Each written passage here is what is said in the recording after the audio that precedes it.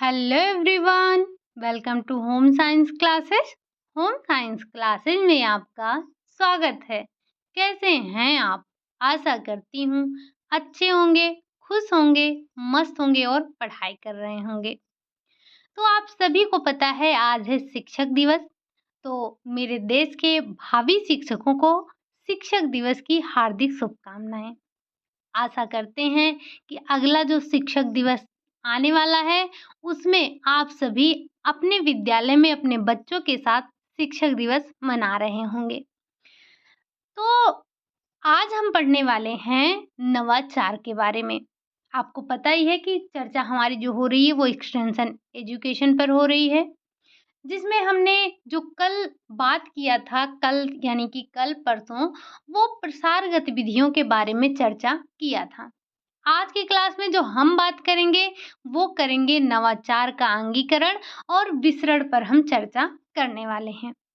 अगर सामान्य शब्दों में किसी चीज़ को आप अपनाना ही जो किसी चीज़ को अपनाते हैं, वही आपका अभिग्रहण कहलाता है। अभिग्रहण ही क्या है? आपका अंगीकरण होता है। तो जिस चीज़ को आप अपनाते हैं, अगर आप किसी भी चीज़ को अपना रहे हैं, तो वही आपका अंगीकरण हो जाता है।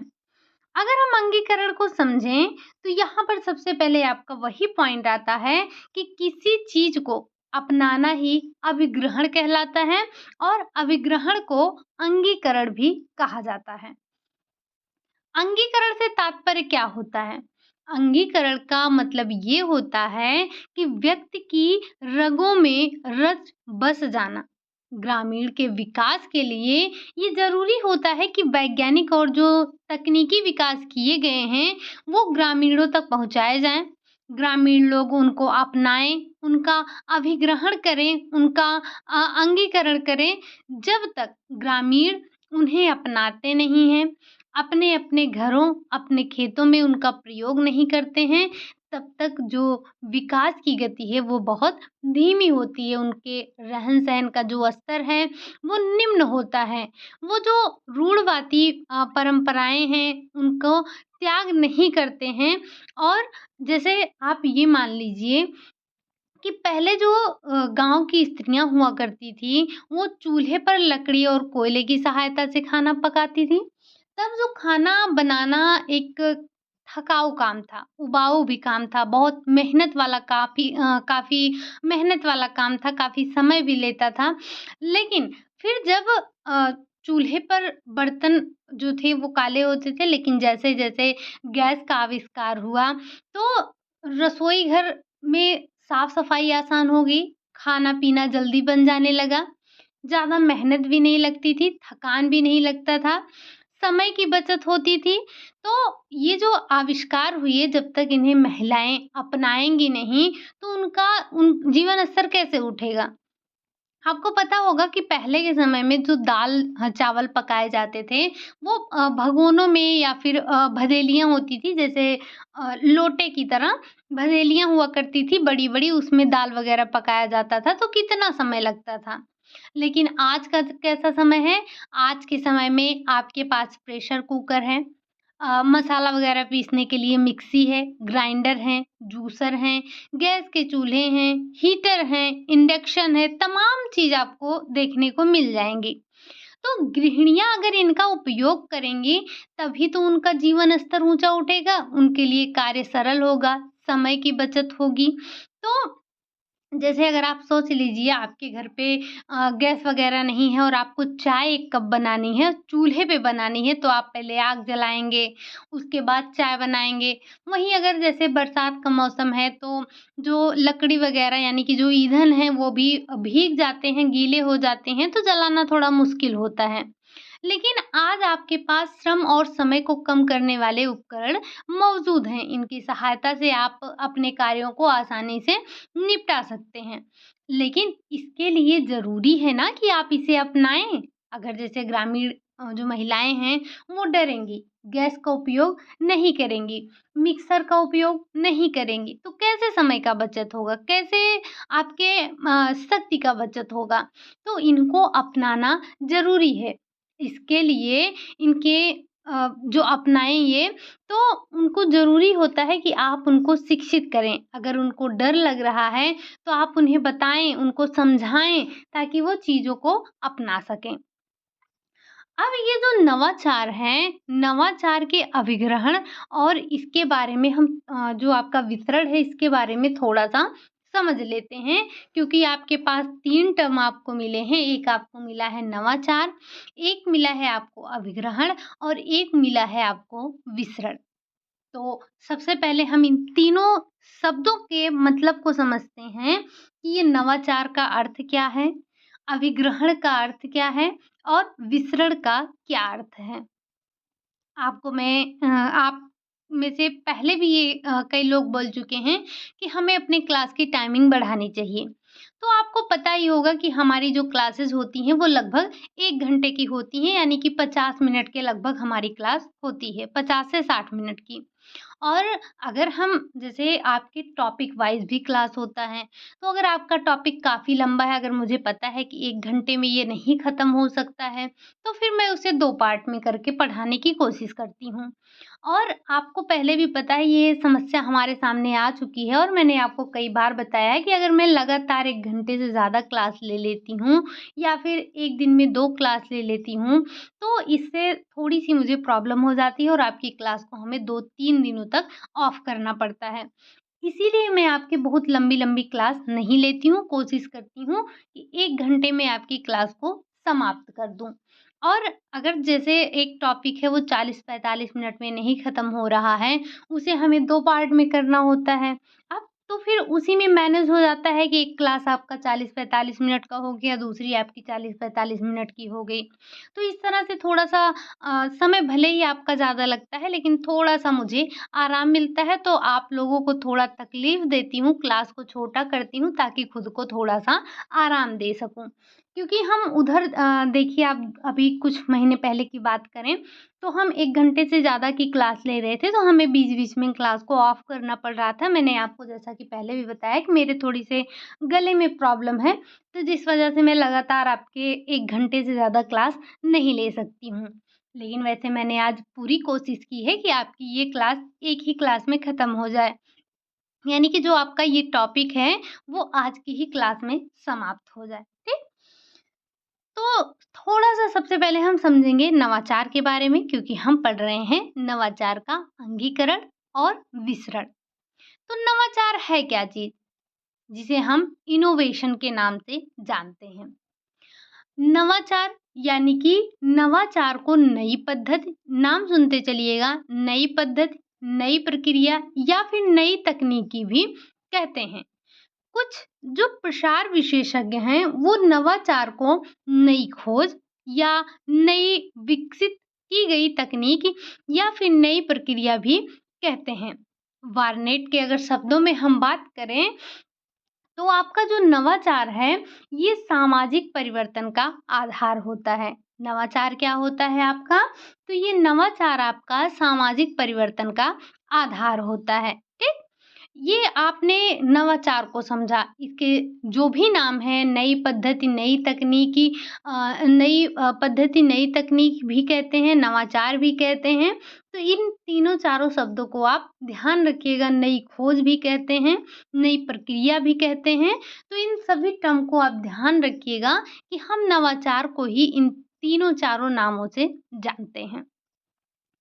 अब बात आती है आपके अभिग्रहण की, क्योंकि हम पढ़ रहे हैं नवाचार अभिग्रहण। ठीक? अभिग्रहण क्या है? तो इसे आप अंगीकरण भी कहते हैं। अंगीकरण आपने पहले ही सुना, जब आप किसी चीज को अपनाते हैं। यानी कि अगर हम अभिग्रहण का एक सीधा सा अर्थ समझें, तो नवीन प्रक्रिया, नई पद्धति, नई खोजों, नई विकसित की गई तकनीक को अपनाने के लिए विचार करना और सोच विचार कर उसे अपनाना ही अभिग्रहण कहलाता है। यानी कि अगर आप किसी चीज़ों को जो नई है आपके लिए, चाहे वो कोई नई प्रक्रिया हो, चाहे कोई वो नई पद्धति हो, चाहे वो कोई नया खोज हो या फिर वो कोई भी नई की गई विकास की गई नई तकनीकी हो। जब आप उसे सोच विचार कर अपनाते हैं, तो यही अपनाना ही अभिग्रहण कहलाता है। मतलब नई चीज़ों को अपनाना ही अभिग्रहण कहलाता है। ये आपने शब्द पहले ही सुन रखा है, ठीक? अब तीसरा टर्म क्या आता है हमारा? तीसरा टर्म ये आता है कि विसरण क्या है? विसरण क्या है?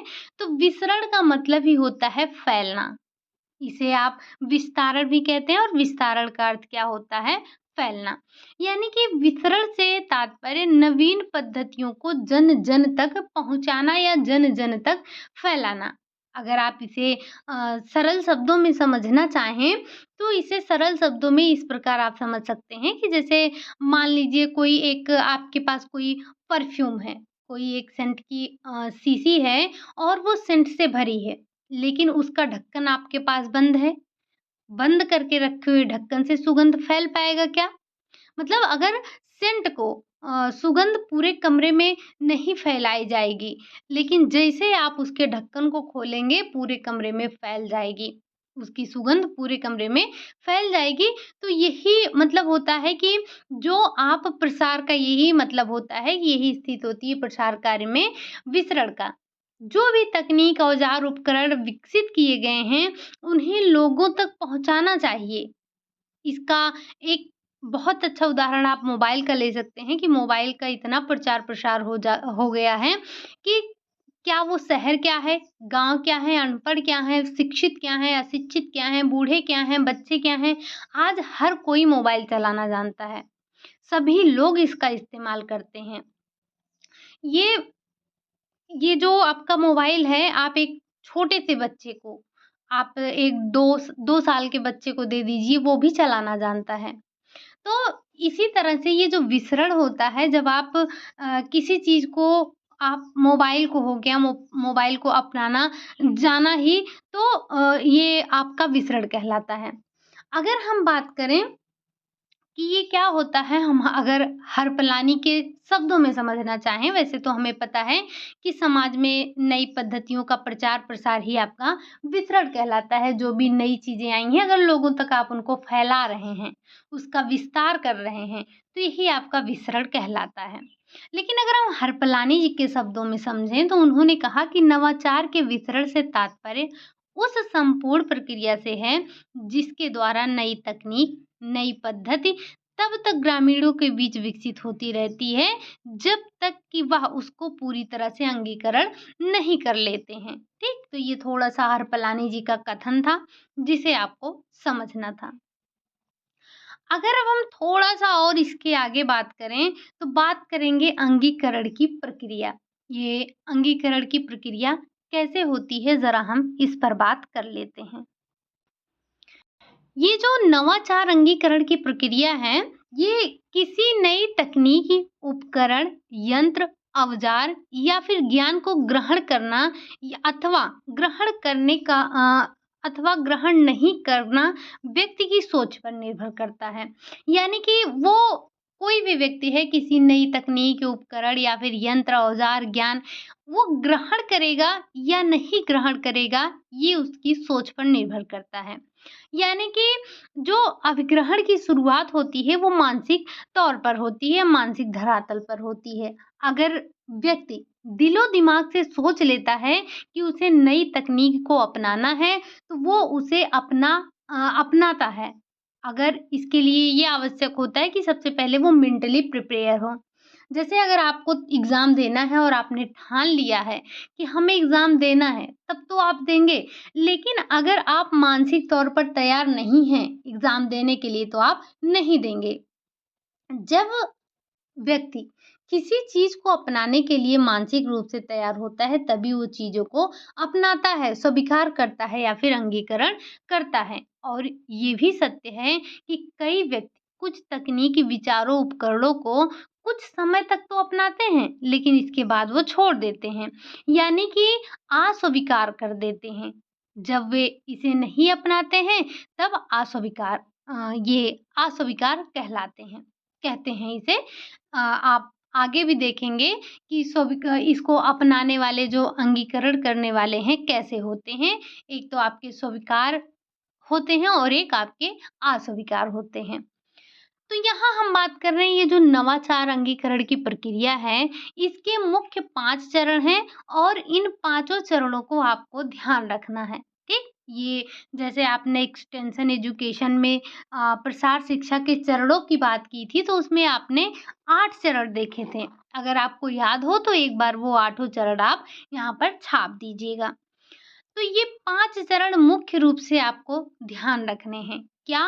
पहला जानकारी, रुचि, मूल्यांकन, प्रथम प्रयास और अभिग्रहण।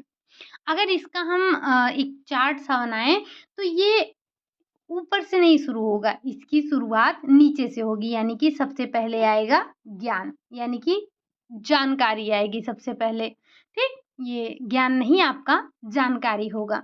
तो सबसे पहले क्या आएगा? जानकारी आएगी, फिर आपका रुचि आएगी, फिर मूल्यांकन आएगा, फिर प्रथम प्रयास आएगा और लास्ट में आपका अभिग्रहण आएगा। तो ये इस तरह से बनेगा, लेकिन नंबर 1 पे ये, 2 पे ये, 3 पे ये, 4 पे ये, 5 पे ये। तो ये पाँचों चरणों को आपको क्रम से याद रखना है। सबसे पहले जानकारी, दूसरे पे रुचि, तीसरे पे मूल्यांकन, चौथे पे प्रयास, पाँचवें पे अभिग्रहण, ठीक? अगर हम बात करें जानकारी की, तो जो ये नवाचार अभिग्रहण की प्रक्रिया है, इसमें सबसे पहले आता है जानकारी, यानी कि अवेयरनेस। जानकारी प्राप्त करना या फिर जागृत लाना नवाचार प्रक्रिया के प्रथम चरण के अंतर्गत आता है। किसी भी नई तकनीक को अपनाने के लिए सबसे पहले उसका खूब प्रचार प्रसार होना आवश्यक है। अब वो किसी भी माध्यम से हो, चाहे वो आपने ये देखा था ना कि किसी भी चीज़ के बारे में अगर आपको जानकारी देनी है तो आप दूरदर्शन का प्रयोग कर सकते हैं, आकाशवाणी का प्रयोग कर सकते हैं, पोस्टर का, होर्डिंग्स का, विज्ञापन, इन सभी के माध्यम से आप जन-जन तक चीज़ों को पहुँचा सकते हैं। परिणाम प्रदर्शन भी आपकी जानकारी के लिए जानकारी प्रदान कर सकता है, एक या प्रदान करने का एक अच्छा माध्यम होता है। इससे लोगों में नई तकनीक के बारे में जानकारी मिलती है। दूरदर्शन के द्वारा आपको पता है कितने लुभावने विज्ञापन दिखाए जाते हैं, जो कि व्यक्ति को अगर चीज़ों को ना जानना चाहे या ना लेना चाहे तब भी उसे ले लेता है। जैसे आपने बहुत देखा है, जो आपके विज्ञापन आते हैं, जैसे कुरकुरे हो गया, आलू चिप्स हो गए, मैगी हो गए, नूडल्स हो गए, इन सब के आपने कितने विज्ञापन देखे हैं। आज ये बच्चों के पसंदीदा अ, खाद्य पदार्थों में आते हैं, बच्चे इन्हें बहुत पसंद करते हैं और दूरदर्शन देखकर बच्चे इन्हें खरीदने के लिए उत्सुक होते हैं, जिद करते हैं, खरीदने के लिए मजबूर करते हैं माँ-बाप को, जिद कर लेते हैं। तो इन सभी के माध्यम से, चाहे वो आपका टीवी हो, चाहे वो आपका पोस्टर हो, चाहे आपका दूरदर्शन हो, यानी कि वही टेलीविज़न, दूरदर्शन, आकाशवाणी हो, इन सभी के माध्यम से लोगों को जानकारी दी जाती है। दूसरा जो आपका आता है वो आता है रुचि, यानी कि जब ग्रहणकर्ता जो है या जो एडॉप्टर है, किसी तकनीक के बारे में जानकारी प्राप्त कर लेता है तो उसको ये इच्छा होती है कि वो उसके बारे में और जानकारी प्राप्त करे, रुचि लेता है उसमें, यानी कि वो उसके अंदर क्या होता है, रुचि उत्पन्न हो जाती है। तो वो अपने जो आस-पड़ोस हैं या परिवार में और भी सदस्य हैं तो उनसे वो पूछताछ करता है और जिन भी माध्यमों से हो सकता है जानकारी प्राप्त करने की कोशिश करता है। तीसरा चरण जो आता है वो आता है मूल्यांकन का, यानी कि अभिग्रहण प्रक्रिया में ये तीसरा चरण आपका आ जाता है मूल्यांकन। कभी भी ये मत सोचिएगा कि मूल्यांकन अंत में होता है तो आप इसके लास्ट चरण में मूल्यांकन को रखेंगे, नहीं। जब भी आप पढ़ रहे हों, आपको ध्यान रखना है कि मूल्यांकन कहाँ हो रहा है। मूल्यांकन ज़रूरी नहीं है कि सबसे अंत में हो, ठीक? तो जो मूल्यांकन है, इसमें ये तीसरा चरण है और ये महत्वपूर्ण भी होता है। इस चरण में जो ग्रहण करता है, वो नई तकनीकों के बारे में पहले खूब सोच-विचार करता है, उसके लाभ के बारे में सोचता है, उसके हानि के बारे में सोचता है, उसके उपयोग क्या होंगे, क्यों उपयोगी है, क्या ये हमारे लिए उपयोगी है या नहीं उपयोगी है। इन सारे बातों पर, विचारों पर वो मंथन करता है, फिर जाकर वो चीज़ों को स्वीकार करता है। अगला है प्रथम प्रयास। प्रथम प्रयास जानकर आप पहले मत रख दीजिएगा। प्रथम प्रयास का मतलब ये होता है, ये चौथा चरण है, आप सभी को पता है कि जब जो ग्रहण करता है, वो नई पद्धति तकनीक का मूल्यांकन अच्छी तरह से कर लेता है, तो वह उसे क्रियात्मकता प्रदान करता है। वो चीज़ों का उपयोग करके देखना चाहता है कि क्या वास्तव में ये चीज़ मेरे लिए लाभकारी है या नहीं है। जैसे अगर कोई गृहिणी है, अगर उसने पहली बार टोमेटो सॉस देखा या जैम देखा तो वो बनाना सीखती है। थोड़ा-सा बनाएगी, देखेगी, अगर परिवार के लोगों को पसंद आता है, तो वो उसे बड़े तौर पर बनाती है। अगर लोगों ने पसंद अच्छा ये बताइए, आप ही हैं, आप घर में कोई नया चीज़ बनाने की कोशिश कर रही हैं। आपने देखा, आप कोई नया चीज़ बनाने की कोशिश कर रही हैं, तो क्या आप पहले प्रयास में ही बहुत सारा बना लेती हैं? नहीं, आप थोड़ा-सा बनाती हैं, या हम यूँ कह देते हैं कि एक प्रकार से आप डेमो ले रही हैं। तो आप कोई भी चीज़ थोड़ा-सा बनाती हैं, जब घर वालों को वो चीज़ पसंद आ जाती है, तब आप उसे ज़्यादा बनाती हैं, ठीक? तो ये होता है प्रथम प्रयास। लास्ट आ जाता है आपका अभिग्रहण। ये अभिग्रहण का 5वां और अंतिम चरण होता है। जब तक गृहिणी नई तकनीकों का प्रयोग 3-4 बार करके नहीं देख लेती है, तब तक वो उसको अपनाती नहीं है। जब वह उससे पूरी तरह से संतुष्ट हो जाती है, अपना लेती है, तो उसका प्रयोग बड़े स्तर पर होने लगता है। इसी को ही हम कहते हैं अभिग्रहण। अगर हम सरल शब्दों में इसको बोलें, तो नई पद्धतियों को अपनाया जाना ही अभिग्रहण कहलाता है। जब ग्रहणकर्ता को नई तकनीकी और नए जो भी अनुसंधान हुए हैं, अपनाने से संतुष्टि मिलती है, तब जाकर वो पुराने विचारों, पुराने कार्यकौशल, पुरानी जो तकनीक है, उनको छोड़कर अस्थायी रूप से नए जो तकनीक हुए हैं, उनको ग्रहण करता है। तब उसका कार्यक्षेत्र विस्तृत हो जाता है और वो बड़े पैमाने पर नवाचार का अनुसरण करने लगता है। ठीक? ये तो आपने देखा कि ये जो नवाचार है आपका, जो अभी आपने देखा नवाचार के बारे में समझा, इसकी प्रक्रिया क्या है। तो ये जो नवाचार की प्रक्रिया है, ये इन्हीं 5 चरणों से होकर गुज़रती है और ये पाँचों चरण आपके लिए बहुत ही महत्वपूर्ण हैं। अब इतना तो आपने देख लिया कि प्रक्रिया क्या है, आपने समझा नवाचार क्या है, विसरण क्या है, अंगीकरण क्या है, ठीक? अब इसके आगे हम करेंगे अभिग्रहणकर्ताओं का वर्गीकरण। क्या करेंगे? हम करेंगे जो हमारे अभिग्रहणकर्ता हैं उनका वर्गीकरण करेंगे। तो नवाचार एक ऐसी प्रक्रिया है जो लोगों को सोच और उनके मानसिकता पर निर्भर करती है, ये हमने पहले ही देखा। तो जो ये आपकी नवाचार है, ये लोगों के सोच-विचार पर निर्भर कर रहा है, ठीक? अब ये जो परिवर्तन होता है, लोगों में नवाचार को अपनाते हैं, वो तुरंत ही नहीं अपना लेते हैं। कुछ लोग ऐसे होते हैं जो बिल्कुल नया आया है उसे अपना लेते हैं, लेकिन कुछ लोग थोड़े समय के बाद अपनाते हैं। वहीं समाज में कुछ ऐसे भी लोग होते हैं जो एकदम लास्ट में अपनाते हैं, जब चीज़ें एकदम पुरानी हो जाती हैं। तो कुछ ऐसे भी लोग होते हैं जो तुरंत ही अपना लेते हैं, कुछ समय बाद छोड़ देते हैं। इस प्रकार से जो ये आपके अभिग्रहणकर्ताओं का जो वर्गीकरण किया गया है, वो मुख्य तौर पर 2 रूपों में किया गया है। एक तो है व्यक्तिगत भिन्नता के आधार पर और दूसरा है आपका नवाचार को स्वीकारने और अस्वीकारने के आधार पर। तो सबसे पहले हम देखेंगे व्यक्तिगत भिन्नता के आधार पर, जो आपके अभिग्रहणकर्ता का वर्गीकरण किया गया है उसको। इसमें बड़े इम्पोर्टेंट चीज़ें हैं जो कि आपको ध्यान रखना है। ये मुख्य तौर पर आपको बस ये 5 पॉइंट को ध्यान रखना है। सबसे पहले क्या आता है, तो जो व्यक्तिगत भिन्नताओं के आधार पर हम वर्गीकरण करते हैं, आपको पता ही है कि क्या जो ये नई चीज़ों को अपनाते हैं, वो वही क्या कहलाते हैं? अभिग्रहण कहलाते हैं। तो ये 5 प्रकार के होते हैं। जो आपके व्यक्तिगत भिन्नता के आधार पर हम अभिग्रहणकर्ता का वर्गीकरण करते हैं, ये आपके मुख्य तौर पर 5 प्रकार के होते हैं। सबसे पहले हम बात करेंगे अग्रग्राही की। अग्रग्राही जिसे हम इनोवेटर कहते हैं। तो ये जो अग्रग्राही होते हैं, इन्हीं को आप प्रवर्तक या फिर नवाचारक भी कहते हैं। ये आपके नवाचारक भी कहलाते हैं।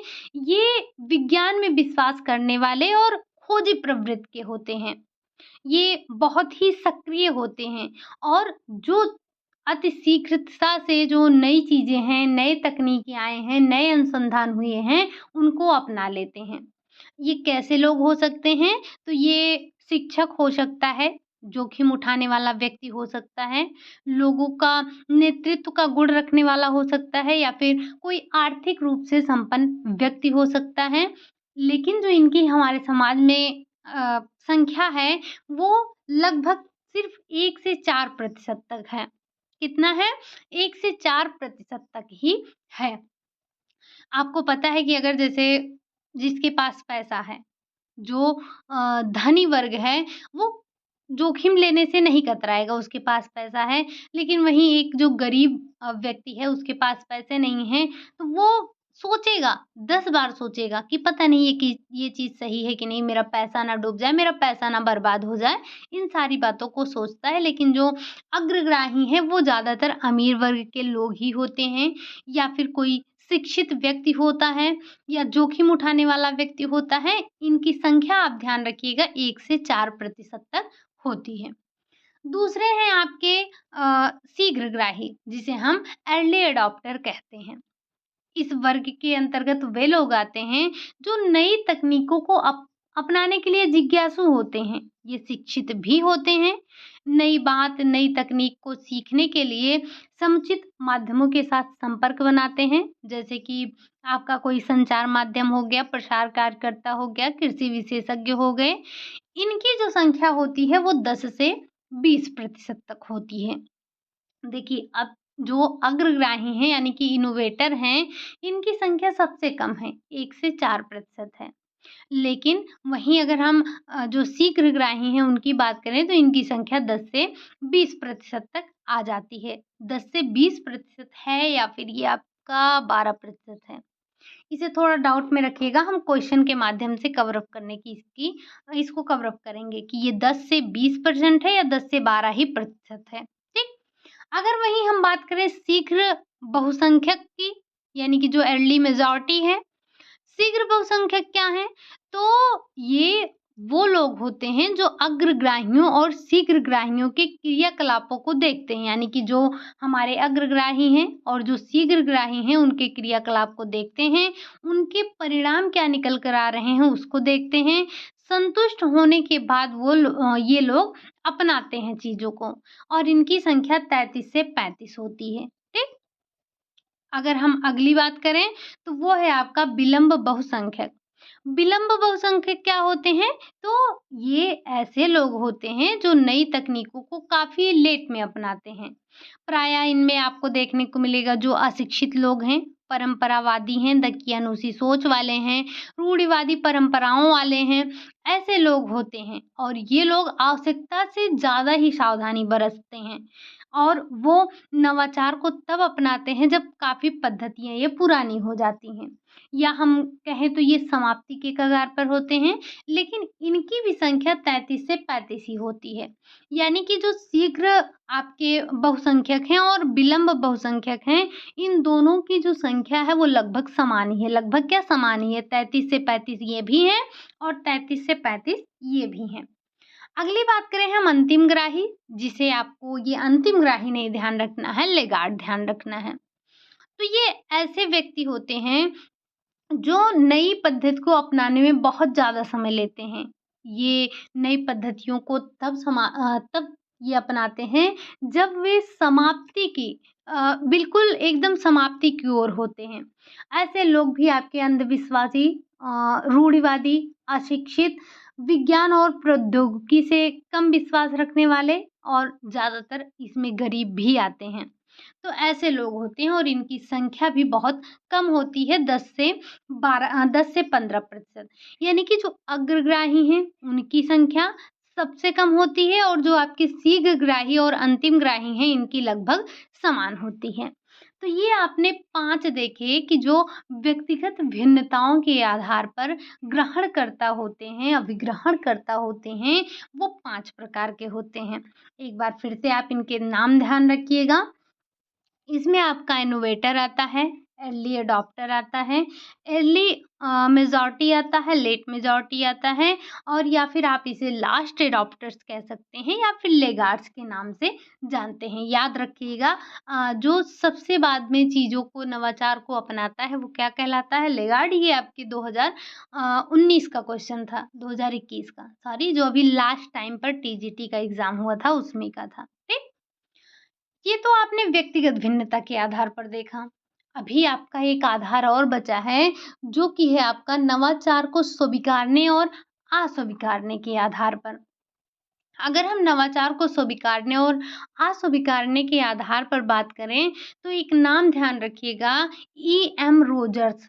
ई.एम. रोजर्स ने नवाचार को स्वीकारने और अस्वीकारने के आधार पर अभिग्रहणकर्ताओं का वर्गीकरण किया। अगर कभी आपसे पूछा जाए कि स्वीकारकर्ता और अस्वीकारकर्ता के तौर पर किसने वर्गीकरण किया? तो ई.एम. रोजर्स ने किया था।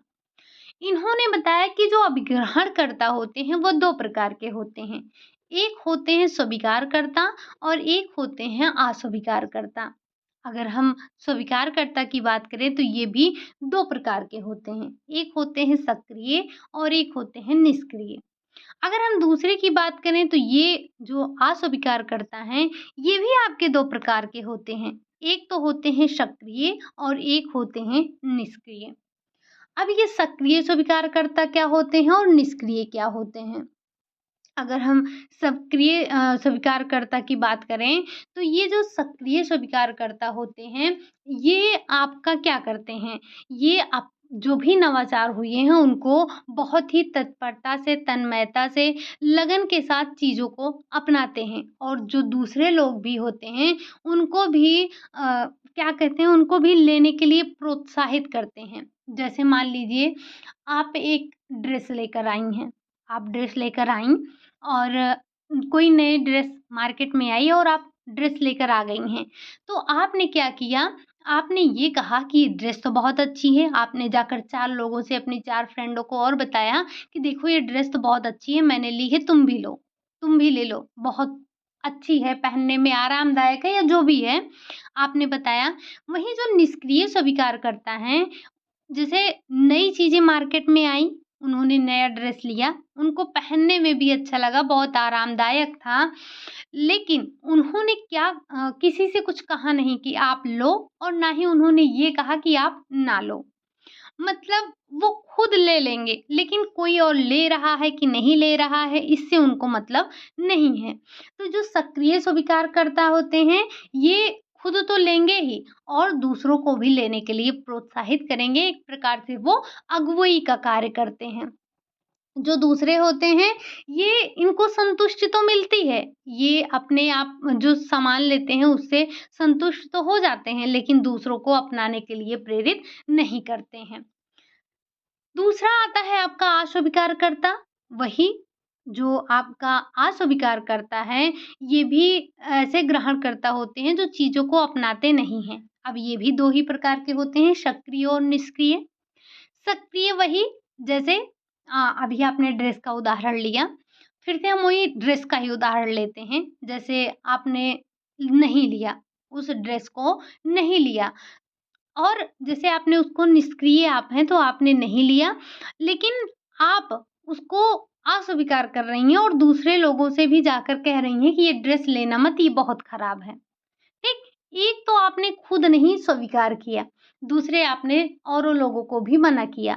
वहीं लेकिन जो निष्क्रिय अस्वीकार करता है, ये खुद नहीं लेंगे, ये तो नहीं लेंगे, साथ ही साथ ये आपको मना नहीं करेंगे आप लीजिए या फिर आप मत लीजिए। आपकी इच्छा, आप लें या ना लें, हमें तो इसे नहीं स्वीकार करना है। ठीक? तो उम्मीद है कि ये स्वीकारकर्ता और अस्वीकारकर्ता आपको समझ में आए होंगे। जैसे जब आप कोई चीज़ लेकर आती हैं, दूसरों को भी प्रोत्साहित करती हैं, तो आप सक्रिय स्वीकारकर्ता हैं। अगर आप खुद लेकर आती हैं, दूसरों से कुछ नहीं कहती हैं, आप संतुष्ट होती हैं अपने सामान से, तो या जो भी तकनीक आपने अपनाई है उससे आप संतुष्ट हैं, तो आप क्या हैं, निष्क्रिय स्वीकारकर्ता हैं। लेकिन वहीं आपने चीज़ों को लिया भी नहीं और आपने लोगों को मना भी किया लेने से, तो आप निष्क्रिय अस्वीकारकर्ता हैं। अगर आपने खुद नहीं लिया लेकिन दूसरों को कुछ बोला नहीं कि आप लीजिए या ना लीजिए, तो ऐसे में आप निष्क्रिय अस्वीकारकर्ता के अंतर्गत आएँगे। बस यही 2 पॉइंट आपको ध्यान रखना है। तो आपने ये क्या देखा? आपने देखा अभिग्रहणकर्ताओं का वर्गीकरण, एक तो भिन्नता के अनुसार पर और दूसरा आपने देखा अभिग्रहणकर्ता के अनुसार यानी कि स्वीकारने के आधार पर। ठीक? अब अगला पॉइंट हम क्या बात करेंगे, ये तो आपने वर्गीकरण देखा। अब थोड़ी-सी हम बात करते हैं नवाचार की विशेषता के बारे में, कि ये नवाचार की क्या-क्या विशेषताएँ होती हैं। जैसे कि आपको पता है कि नवाचार के अंदर ही आपका आता है अनुसंधान, नए उपकरण, नए जानकारी, नए ज्ञान, नए कृषि के जो भी उपकरण हैं या फिर जो भी औज़ार हैं उनका प्रयोग करना, अपने घरों में प्रयोग करना, अपने खेतों में प्रयोग करने की बातें आती हैं। तो इसीलिए ये ज़रूरी होता है कि नवाचार कैसा होना चाहिए, जिससे कि लोग उसे अपनाएँ। ग्रामीण लोगों को भी इस चीज़ को अपनाने में काफ़ी समय लगता है, तो ऐसी स्थिति में ये ज़रूरी है कि हम ये समझें कि जो नवाचार है, उसकी क्या उपदेयता है।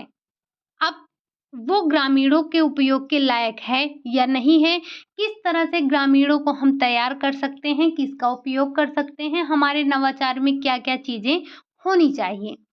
तो सबसे पहले हम बात करेंगे कीमत की। कोई भी अगर नई पद्धति हुई, नई यंत्र हुए, नए आविष्कार हुए तो वो लोगों के जो कीमत है वो किस किस हद तक लोग अपना सकते हैं, ये उसकी कीमत पर निर्भर करता है। अगर बहुत महँगी चीज़ है तो उसे ज़्यादा लोग नहीं अपनाएँगे। काम अगर उसका दाम कम है तो उसको ज़्यादा लोग जल्दी से अपनाएँगे। आप ही सोचिए अगर मार्केट में कोई सस्ती चीज़ आई है, नई-नई आई है, तो हम क्या करते हैं तुरंत जाकर खरीद लेते हैं। कोई भी कोई भी व्यक्ति जाकर ले लेता है। लेकिन वहीं अगर सामान काफ़ी महँगा है और नया-नया आया है तो हम सब हिचकिचाते हैं। मतलब जिसके पास पैसा नहीं होता है, वो हिचकिचाता है। उसके मन में शंका रहता है, पता नहीं ये चीज़ अच्छी होगी या नहीं होगा। वो शंका के दृष्टि से देखता है चीज़ों को। पहली बार बाज़ार में कैसे है, कैसे नहीं है, ये हमारा पैसा तो नहीं डूब जाएगा, वो आज़माता भी नहीं है, चीज़ों को खरीदता भी नहीं है। तो ये ज़रूरी है कि हम कीमत का ध्यान रखें। उपयोगी और लाभप्रद, तो जो कोई भी व्यक्ति किसी भी नई तकनीक को अपनाता है तो वह उसके लिए उपयोगी और लाभप्रद होना चाहिए, अदरवाइज़ वो उसे अपनाएगा नहीं। जैसे अगर कोई गृहिणी ही है, अगर प्रेशर कुकर को वो अपनाए, जब उसे ये पता चलता है कि इससे कम ईंधन लगता है, समय की बचत होती है, ये हमारे दाल, चावल, दलिया ये सारी चीज़ें बहुत जल्दी पक जाती हैं, मतलब हमारे घंटों का काम मिनटों में हो जाता है। जब वो इसके बारे में उपयोग के बारे में उसके लाभप्रद होने के बारे में जानेगी तब वो उसको अपनाएगी। दृश्यता, नवाचार में दृश्यता का होना ज़रूरी है।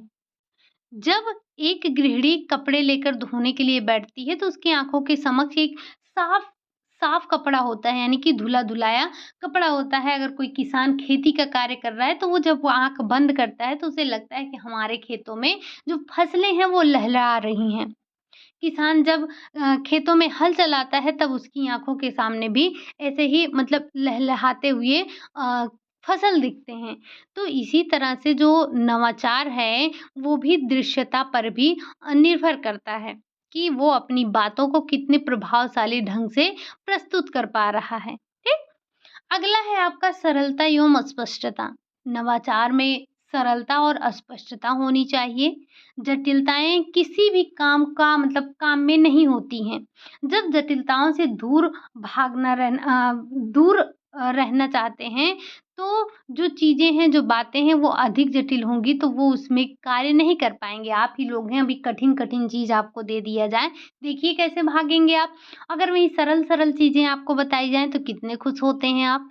तो जो भी कार्य किए जाएँ उसमें सरलता होनी चाहिए, स्पष्टता होनी चाहिए। तो ये सारी चीज़ें महत्वपूर्ण होती हैं नवाचार के लिए। अगला है आपका जनसंचार माध्यम। जनसंचार माध्यम क्या है? तो ये जो नवाचार है इसके प्रचार-प्रसार में जो आपका संचार माध्यम होता है ये बहुत ही महत्वपूर्ण योगदान देता है। अगर हम बात करें इसमें प्रमुखता से तो टीवी हो गया, आपका रेडियो हो गया, अखबार हो गया, सिनेमा हॉल हो गया, ये सारी चीज़ें जन प्रसार के माध्यम से होती हैं और ये प्रसारित की जाने वाली चीज़ों का बहुत बहुत मतलब कह सकते हैं एक व्यापक प्रभाव छोड़ती हैं। सबसे ज़्यादा टेलीविज़न का महत्व बढ़ गया है क्योंकि आपको पता है कि हर घर आजकल टीवी हो गया है, हर कोई देखता रहता है। अगर वो चीज़ों को देखकर कोई चीज़ लेना चाहता है तो उसे ज़्यादा जल्दी से उसे क्या करता है वो अपना पाता है। अगर हम बात करें विभाज्यता की, तो नवाचार का एक बहुत ही कह सकते हैं महत्वपूर्ण गुण होता है विभाज्यता। मतलब विभाज्यता का मतलब होता है किसी भी चीज़ को छोटे पैमाने पर बनाना। छोटे पैमाने पर लागत कम आती है, खर्च कम होता है। लोग एक बार करके उसे आज़माने की कोशिश करते हैं। अगर उन्हें लाभ होता है तब वो बड़े पैमाने पर लेना चाहते हैं, लेकिन अगर उनको हानि होती है तो वो दोबारा नहीं लेते हैं। तो जैसे अगर आपको कोई आपको ये मान लेते हैं कोई कृषक है, उसे नई किस्म के बीज को एक छोटे से खेत में बोना हो, तो वो बो सकता है, उसका परीक्षण कर सकता है। अगर अ, फसल अच्छी हुई, किस्म अच्छी हुई, बीज अच्छे हुए, तो पैदावार अच्छी हुई, तो लोग क्या करेंगे, उसे अपनाएँगे। नहीं तो मान लीजिए अगर कृषक जो है उसने बड़े पैमाने पर जो नई बीज है उसको डाल दिया। अब पैदावार नहीं हुई, तो उसका परिवार तो भूखा मरेगा ना, भूखे लोग मरेंगे। तो इसीलिए जो भी कार्य किया जाए उसकी विभाज्यता होनी चाहिए छोटे पैमाने पर ताकि लोग उसका उपयोग कर सकें। अगला है पूर्वानुभव। व्यक्ति का पूर्वानुभव भी नवाचार को अपनाने में मददगार होता है। जैसे अगर कोई व्यक्ति किसी कंपनी का माल खरीदता है, तो उससे उसे अगर संतुष्टि मिलती है, तो माल अच्छा होता है, उसे कंपनी के प्रति विश्वास हो जाता है। वहीं अगर माल अच्छा नहीं है, तो लोगों के मन में अविश्वास बैठ जाता है, लोग उसे खरीदते नहीं हैं। ठीक? तो ये कुछ विशेषताएँ होती हैं जब नवाचार को लाया जाता है या कह सकते हैं नवाचार में ये विशेषताएँ मुख्य रूप से होनी चाहिए, ठीक? अब जो हमारा अगला पॉइंट है और आपका आज का लास्ट पॉइंट है, अब ग्रहणकर्ता का या नवाचार अंगीकरण का, वो आता है कि नवाचार को प्रभावित करने वाले कारण या नवाचार विसरण को प्रभावित करने वाले कारक कौन-कौन से हैं? किन कारकों से ये प्रभावित होता है? तो इसमें आपको बस यही 4-5 पॉइंट समझने हैं। पहला आता है आपका परिवर्तन अभिकर्ता। परिवर्तन यानी कि जो चेंज एजेंट होता है या इसी को आप विचार प्रवर्तक भी कहते हैं, ठीक? तो जो आपका परिवर्तन अभिकर्ता होता है इसी को आप विचार प्रवर्तक के नाम से जानते हैं। ये वे लोग होते हैं जो दूसरों के सोच विचार और या फिर उनकी मानसिकता में परिवर्तन ला देते हैं। ऐसा नहीं है कि परिवर्तन अभिकर्ता कोई बहुत बड़ा नेता या फिर कोई जैसे कोई सेलिब्रिटी हो, ऐसा नहीं है। बल्कि ये जो परिवर्तनकर्ता होते हैं, आपके ही पास-पड़ोस में रहने वाले एक सामान्य से व्यक्ति हो सकते हैं या फिर परिवार या फिर आस-पास का कोई भी व्यक्ति हो सकता है। उसमें कुछ ऐसे गुण होने चाहिए, जो दूसरों की मानसिकता में परिवर्तन ला सकें। परिवर्तन ला सकता हो। तो ऐसे गुण होने चाहिए उसमें जो प्रसार कार्य करता है, सामुदायिक कार्य करता है, गृह विज्ञान कार्यकर्त्री हैं या फिर जो गाँव-गाँव में जाकर लोग नए-नए तकनीकों के बारे में बताते हैं। ये कोई भी जानकारी प्रदान करते हैं, तो उन्हें अपनाने के लिए प्रेरित करते हैं। उनकी जो कार्यकुशलता है, ज्ञान है, व्यवहार है, कौशल है, उन सब में परिवर्तन लाते हैं। वे ही उनके लिए जैसे क्या होते हैं, तो वे उनके लिए एक परिवर्तनकर्ता यानी कि जो विचार प्रवर्तक होते हैं।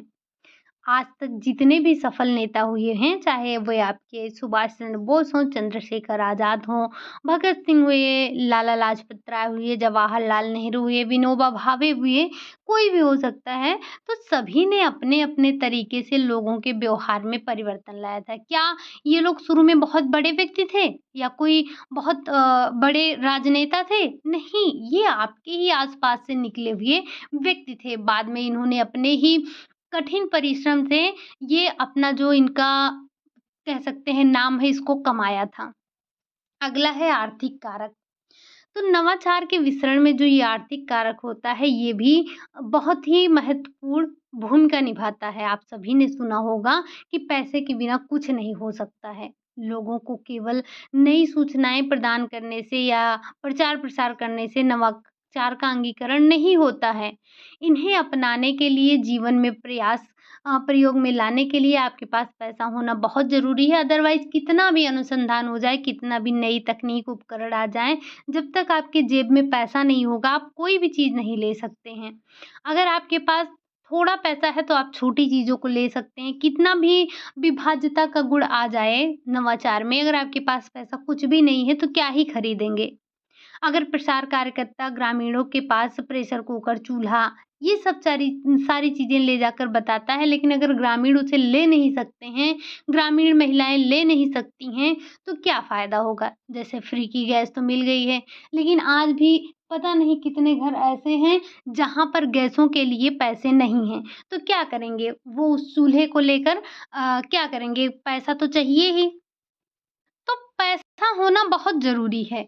अगर फ्री की जो चूल्हे दिलवा दिए गए हैं, अगर उनमें भरवाने के लिए गैस नहीं है, गैस के दाम इतने ज़्यादा बढ़ गए हैं, तो व्यक्ति बिना गैस को भरवाए हुए कहाँ से काम चलाएगा? वो सिलेंडर तो वैसा का वैसा ही रखा रह जाएगा। तो इसीलिए नवाचार लाने के लिए ये आर्थिक रूप से संपन्न होना भी बहुत ज़रूरी है। अगला है सांस्कृतिक कारक। नवाचार के विसरण में सांस्कृतिक कारकों का अमूल्य योगदान होता है। प्रत्येक समाज की अपनी एक संस्कृति होती है, पृष्ठभूमि होती है। समाज के लोग उसे दिल की गहराइयों से जुड़े होते हैं। वे नवाचार का सांस्कृतिक प्रतिमानों के साथ भी गहरा लगाव, जुड़ाव रखते हैं। ये उस समाज पर निर्भर करता है कि नवाचार को अपनाने या नकार दें। वो जो समाज पढ़ा-लिखा, सुशिक्षित होता है, वे तो नवाचार को शीघ्रता से अपना लेते हैं। लेकिन जिस समाज के लोग पिछड़े होते हैं, अंधविश्वासी होते हैं, कुरीतियों से ग्रस्त होते हैं, रूढ़िवादी परंपराओं से घिरे होते हैं, उस समाज में नवाचार के विसरण में बहुत ज़्यादा मुश्किल आती है, क्योंकि उन्हें समझाना बहुत कठिन काम होता है। उनमें नवाचार को अपनाना तो बहुत दूर-दूर की बात होता है। वो लोग चीज़ों का जमकर विरोध कर देते हैं। जहाँ उन्हें स्वीकारना चाहिए, वहाँ लोग विरोध करने पर लग जाते हैं। अगला है आप्रवास तथा उत्प्रवास। अब ये आप्रवास तथा उत्प्रवास क्या होता है और ये किस तरह से प्रभावित करता है नवाचार को? तो हमारे देश, समाज के लोगों का अन्य स्थान पर चले जाना या दूसरे स्थान या देश के जो लोग हैं हमारे समाज में आकर रहने लगते हैं, तो यही आप्रवास और उत्प्रवास कहलाता है। ठीक? जब लोग अपने ही स्थान से कहीं और जाते हैं या उनके स्थान पर कोई और आता है, तो वे स्थितियाँ नवाचार के विसरण में भी बहुत बड़ी भूमिका निभाती हैं। जो लोग हमारे समाज में आते हैं, वे हमें भी प्रभावित करते हैं और हम उनसे भी प्रभावित होते हैं और वो हमसे भी प्रभावित होते हैं। उनके रहने-सहने का ढंग क्या है, उनके खान-पान का ढंग क्या है, उनकी कार्यशैली क्या है, बात करने का तरीका क्या है, उनकी अभिवृत्तियाँ, हर एक चीज़ अलग-अलग होती हैं और हमारी अलग-अलग होती हैं, तो वो हमसे घुल-मिल जाते हैं और हम उनसे घुल-मिल जाते हैं। जैसे अगर हम बात करें तो भारतीय समाज का जो मुख्य पहनावा होता है वो धोती-कुर्ता है, लेकिन जब अंग्रेज़ भारत आए और रहने लगे तो उन्होंने पुरुषों तो यहाँ के जो पुरुष थे वो धोती-कुर्ता को छोड़कर पैंट-शर्ट में आ गए थे। तो उन्होंने क्या किया? उन्होंने उनके जो भी पहनावे थे उनको अपना लिया। इसी तरह से अगर हम बात करें दक्षिण भारत का जो इडली डोसा है, सांभर है, ये उत्तर में भी खाया जाता है। मतलब आपको पता है कि जो हमारा भारत है वो विविधता का देश है। किसी न किसी राज्य की कोई न कोई प्रसिद्ध खान-पान है, पहनावा है एक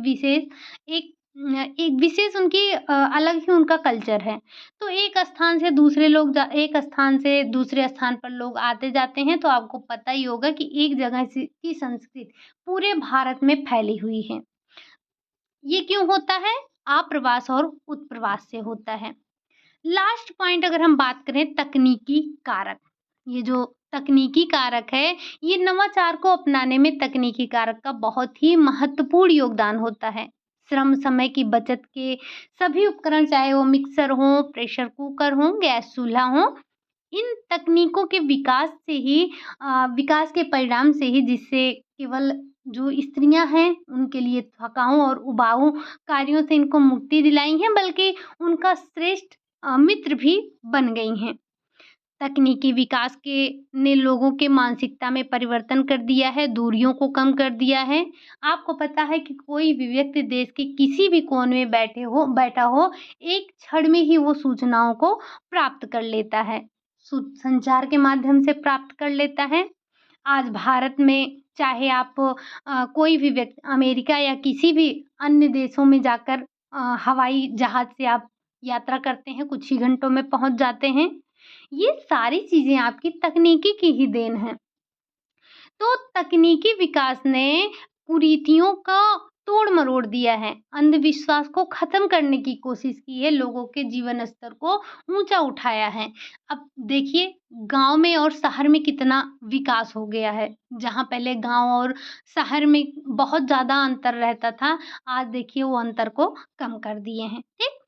ये कुछ कारक थे आपके नवाचार को अपनाने वाले। आपने नवाचार के बारे में समझा, नवाचार अंगीकरण, विसरण क्या है, आपने इसको समझा। साथ ही साथ आपने अभिकर्ताओं के वर्गीकरण को देखा, नवाचार अपक्रिया के प्रक्रिया चरण को भी देखा। साथ ही साथ आपने देखा कि नवाचार की क्या-क्या विशेषताएँ हैं और लास्ट में आपने देखा कि नवाचार को प्रभावित करने वाले कारक कौन-कौन से थे। तो ये आपका एक छोटा-सा टॉपिक था नवाचार का जिसे आज हमने समझा। ये टॉपिक आपका पूरा समाप्त हो चुका है। कल की क्लास में हम देखेंगे हमें क्या पढ़ना है। तो आज के लिए हम बस यही इतना रखेंगे। क्लास आपको कैसी लगी? अगर अच्छी लगी हो तो लाइक करिएगा, चैनल को सब्सक्राइब करिएगा, साथ ही साथ कमेंट करना ना भूलिएगा। मिलते हैं नेक्स्ट क्लास में, तब तक के लिए बाय बाय, टेक केयर।